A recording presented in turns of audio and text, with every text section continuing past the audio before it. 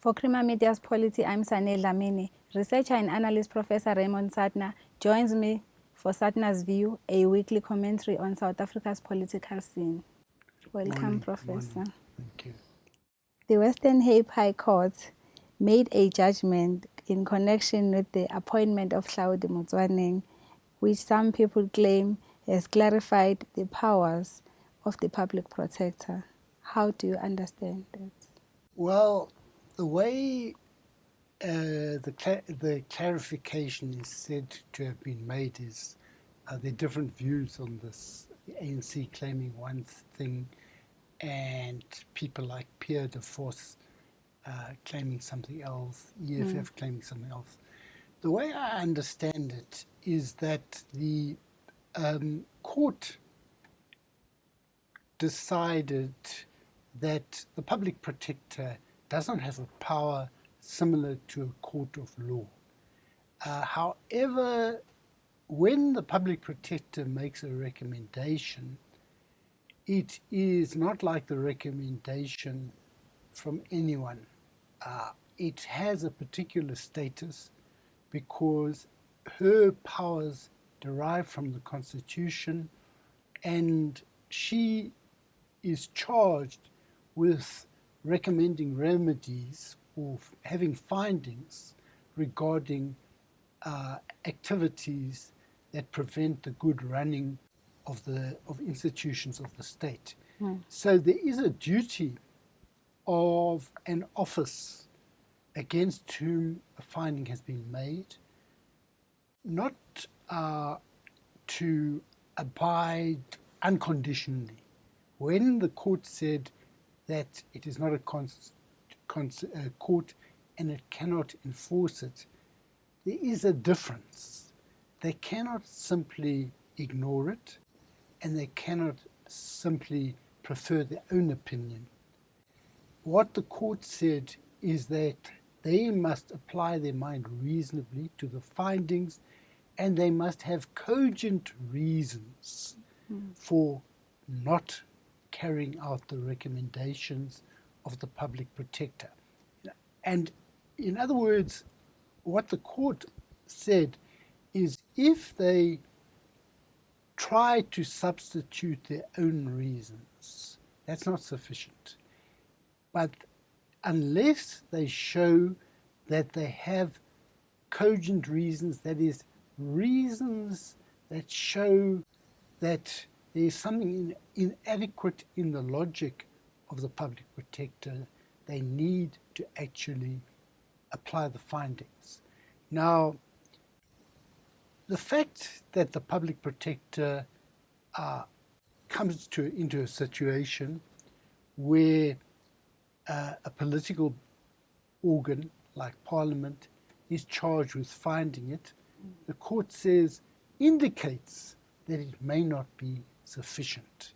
It may be that in order to have a decision as to whether Parliament or the body or office holder against whom a finding has been found, to examine whether they had cogent reasons for not following it, it is necessary for the public protector and other parties to have the option of going to court. And that is what happened in the case of the SABC. What the court found is that the minister didn't actually supply reasons for not applying the finding of the public protector. And it's not sufficient to have reasons like, I don't like it, I don't agree. You must have reasons that are substantial. Now, the public protector is not satisfied herself with this court finding, because what they did is they compared the powers of the public protector to ombudsmen in Europe.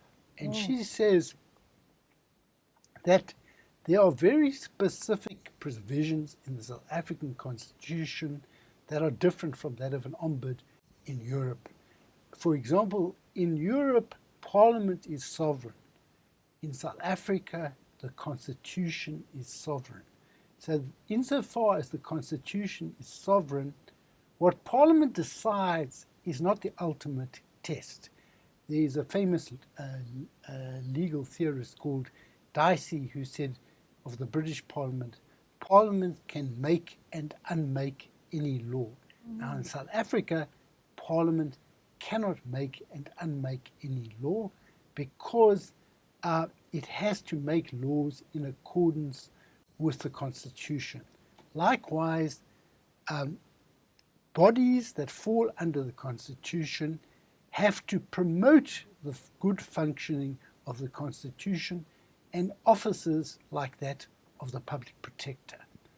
So I think that the Public Protector, in order to secure the effectivity of her findings, has always depended on other bodies to implement them. But I think the way the court found, even if they did not go into the specific character of the constitutional provisions that are different from Western Europe, they did provide a way which said you cannot simply ignore or decide that you are not going along with this because you disagree. You must have very substantial reasons. Now, where does this leave us with Nkandla? I think with Nkandla, what we have seen is the president has not replied to the findings of the Public Protector, and he has also tried to put other reports and findings on the same level as that of the Public Protector. Now, even if the Public Protector does not have the power to enforce her rulings on her own, the Public Protector as an office has a status very different from the Special Investigation Unit, the Public Works Department, the Police Department, these other departments. So that what can happen is that the Public Protector can approach the courts and say what they are doing. Not only the Public Protector, I think opposition parties in Parliament could approach the courts and say the way in which Parliament is addressing this is not strengthening the Constitution. In fact, it is undermining the Constitution because they are not providing cogent reasons why they don't abide by the findings of the Public Protector. They don't have to agree with it, but they must find good reasons. And if those reasons, those what the court calls cogent reasons, are not found, then legally they are acting irrationally or not in good faith. And on that basis, I think the President and Parliament may be forced to address the findings of the Public Protector's report. That was Professor Raymond Suttner speaking to Creamer Media's Polity about a recent court decision on the Public Protector's findings. Thank you, Professor. Thanks.